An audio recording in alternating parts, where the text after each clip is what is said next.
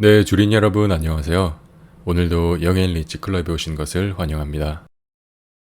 of global recession. If a company is relying on China for any type of material, If you slow China down, the world slows down. Business activity in Shanghai was brought to a standstill for weeks. Disastrous. I think there is no other word for it.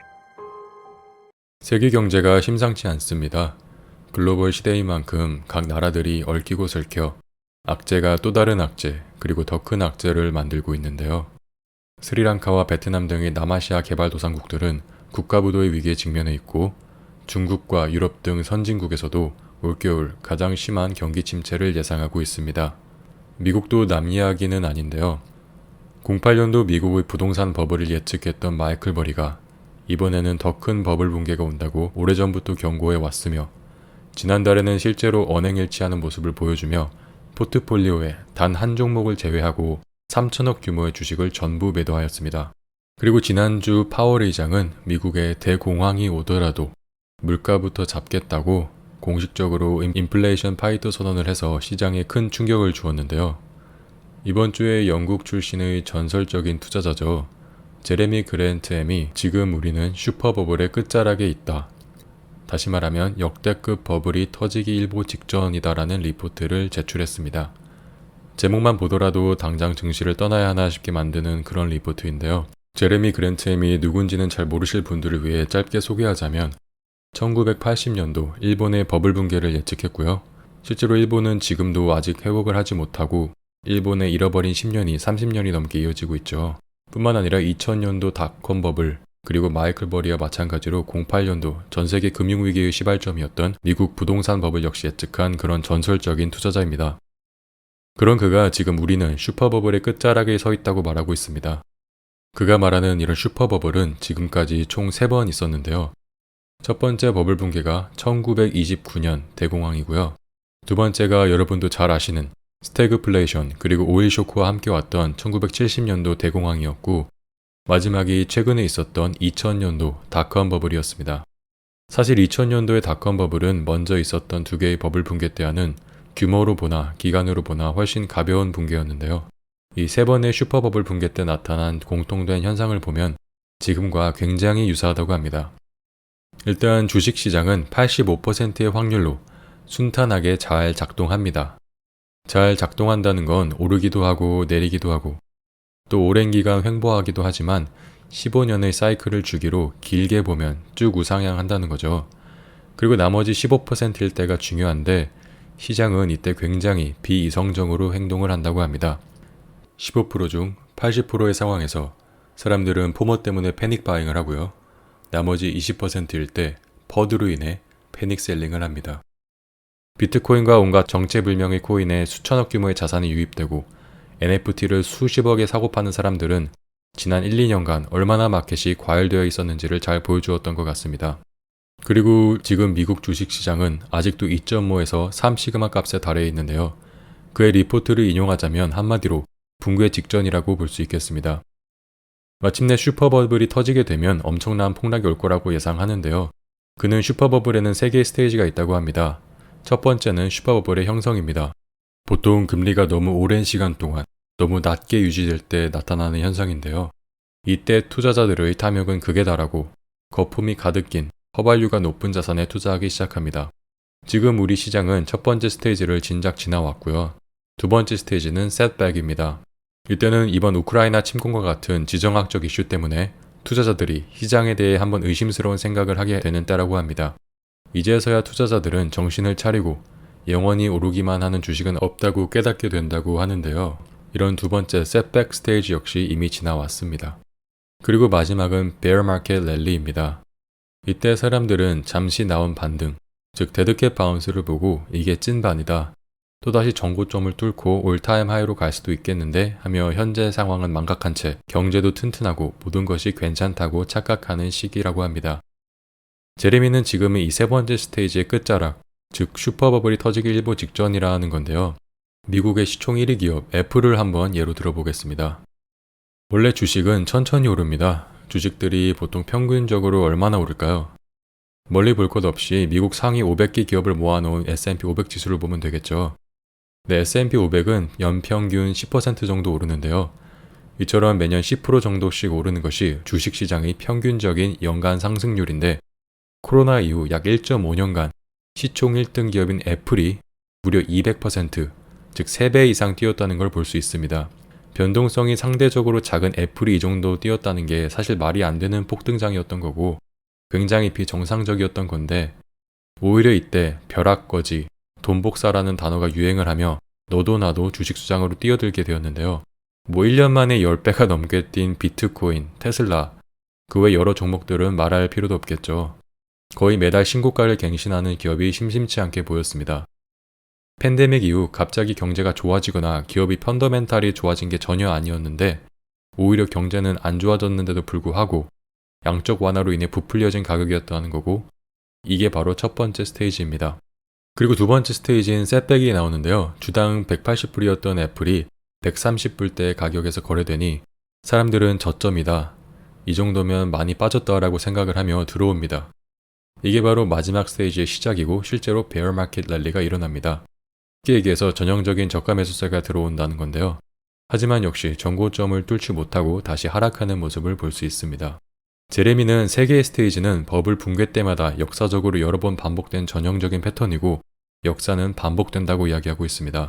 나아가서 지금 시장의 모습이 폭락 직전의 모습이라며 앞서 이야기한 세 번의 슈퍼버블 때 나타났던 패턴을 예로 들고 있는데요. 첫 번째 슈퍼버블은 미국 증시가 신고가를 달성한 1929년 8월이었습니다. 그리고 시장에는 셋백이 있었습니다.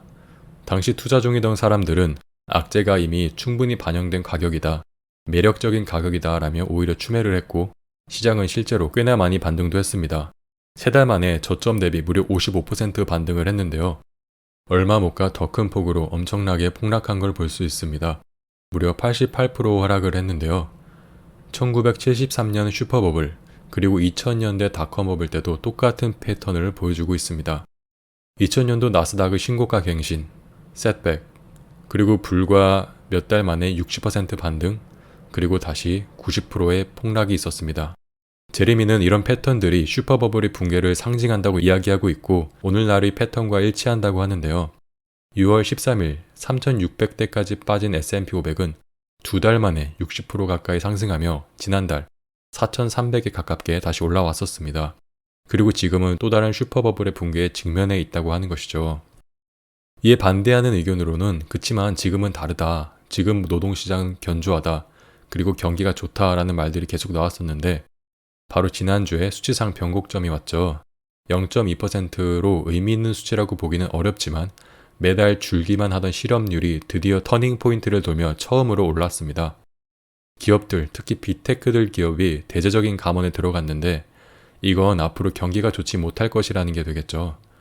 그리고 실제로 지난 3번의 슈퍼볼 때에도 사실 모두 실업률은 지금과 같이 완전 고용에 가까웠고 경기도 좋았었습니다. 원래 버블이란 것 자체가 인플레이션에서 오는 거지 디플레이에서 오는 게 아니죠. 그리고 CPI, 실업률 등등에 대해서도 말씀드릴 게 있는데 이런 수치나 지표들은 전부 후행성 지표입니다. 앞으로를 반영하는 게 아니라 과거에 어땠느냐를 보여주는 것뿐이고 굉장히 뒤쳐져 있습니다. 그래서 붕괴는 이미 수치상으로 나타나기 전에 시작될 조짐이 있었고 수치로도 보여줬을 때에는 이미 붕괴가 한참 진행되고 나서인데요. 전저점을 뚫고 하락할 때쯤에는 기업의 마진이 크게 줄어드는 게 수치로 확인될 때이고 그때가 되면 평균 20인 퍼발류는 역사적 평균이었던 15로 수렴하게 되고 제레미 그랜챔은 그 훨씬 아래로 폭락할 수도 있다고 전망하는데요. 보시는 건 미국 기업들의 10년 평균 예상 퍼발류와 실제 퍼발류를 비교한 그래프입니다. 보시다시피 파란 그래프와 빨간 그래프는 보통 항상 비슷하게 움직였지만 마지막 슈퍼버블이었던 2000년 닷컴버블 당시에도 보면 파란색 그래프, 즉 실제 퍼발류가 예상 퍼발류인 빨간 그래프를 월등히 추월해서 폭등하는 걸 알 수 있습니다. 그리고 이 괴리는 다시 굉장히 빨리 좁혀졌으며 다시 내려올 때는 빨간 그래프보다도 더 아래로 내려온 것을 볼 수 있습니다. 최근 1년을 확대한 그래프를 보시면 알겠지만 An Atypical Divergence, 즉 정상적이지 않은 디버전스라고 하고 있는데요. 시장의 10년치 예상 평균 퍼발류, 쉽게 말해서 경제 전망이 드디어 꺾여서 낮아지고 있는데도 불구하고 실제 퍼발류는 오히려 높아졌던 걸 알 수 있습니다. 거품이 낀 거죠. 물론 기업 실적과 이익이 좋았었지만 실제로 뭐 인구가 늘어나거나 해서 수요가 늘어난 것도 아니고 갑자기 무슨 놀라운 혁신이나 획기적인 기술 개발이 있었던 게 아니라 팬데믹으로 모든 게 셧다운이 된 최악의 상황에서도 불구하고 오히려 돈을 풀어서 막대한 양의 현금을 시장에 뿌리니 어쩔 수 없이 그냥 올라간 허수라는 겁니다. 그리고 이 버블은 1년 넘게 계속되다가 작년 말부터 드디어 꺾이기 시작하여 뒤늦게 이렇게 빨간 그래프를 추종하는 걸 볼 수 있습니다. 보시면 빨간 그래프는 이미 08년도 금융위기 때보다도 더 낮은 걸 볼 수 있는데 파란 그래프가 얼마나 떨어질지는 보기만 해도 증시 폭락은 불가피해 보입니다. 끝으로 제레미는 증시가 하락을 멈추고 반등을 하려면 해결해야 하는 5가지 문제를 이야기하고 있습니다. 3개는 우리가 지금 직면한 현재의 문제들이고 나머지 2개는 가까운 미래에 닥칠 문제점이라고 이야기하는데요. 먼저 지금 직면한 문제로는 첫 번째가 음식, 에너지 그리고 비료 문제입니다. 곡물, 광물, 석유 등 원자재와 에너지 문제는 여러분도 잘 아실 텐데요. 뿐만 아니라 비료 역시 러시아와 벨라루스에서 전 세계 40% 이상을 생산하고 있는데 비료 문제는 결국 곡물과 음식 가격에도 직결되는 문제라 앞으로 음식, 에너지 문제가 더 악화될 것으로 보입니다. 실제로 유럽에서는 석유뿐만 아니라 전기 등 모든 에너지 가격이 2배 이상으로 뛰어올라 올겨울 가장 추운 겨울이 될 것이라고 전망하고 있고 독일, 영국 등의 선진국에서도 벌써 경기 침체를 선언했고 영국의 인플레는 미국보다도 심각한 상황으로 현재 10%가 훌쩍 넘는 2자릿수입니다. 두 번째 문제로는 중국 경제의 붕괴를 두고 있습니다. 특히 부동산이 심각한 문제인데요. 쉽게 말해 지금 한국에서도 문제거리인 깡통 전세와 미국의 08년도 때 부동산 버블 상황이 복합된 형태라고 보시면 되겠습니다. 중국의 부동산은 벌써 30%가 넘게 폭락을 했고 자금 조달 문제로 버려진 집공사 프로젝트가 기하급수적으로 늘어나고 있습니다.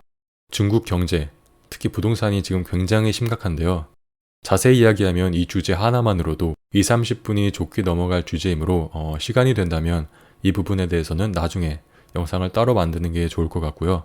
중요한 건 지금 중국 경제가 정말 일본의 잃어버린 30년처럼 몰락할 수도 있다는 거, 그리고 중국 경제가 망한다면 미국 경제 또한 엄청난 타격을 받는다는 거 정도만 알아주시면 되겠습니다.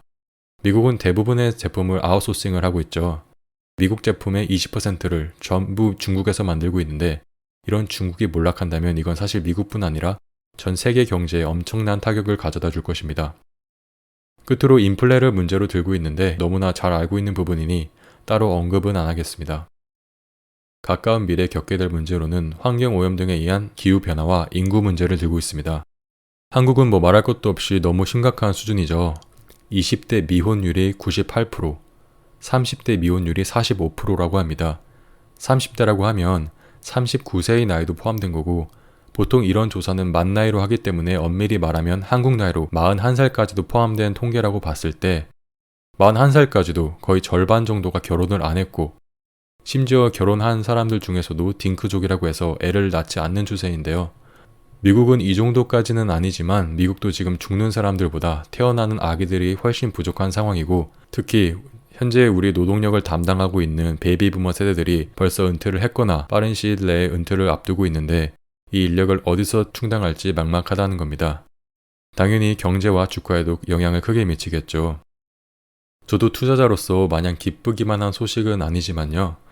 만약 슈퍼버블 붕괴가 온다면 절대로 패닉셀링 혹은 패닉바잉 둘 다 하시면 안 된다는 거 일단 명심하시고요. 여러분들도 마음으로는 와닿지 않더라도 머릿속으로라도 미국 증시에 큰 버블 붕괴가 올 수도 있다는 점 정도는 미리 알고 계시면 대응하는 데 좋을 것 같아서 이번 영상 준비했고요. 한국에 태풍이 온다고 하는데 아무쪼록 돈보다도 가장 중요한 건강 다들 챙기시길 바라며 영상 마치겠습니다. 감사합니다.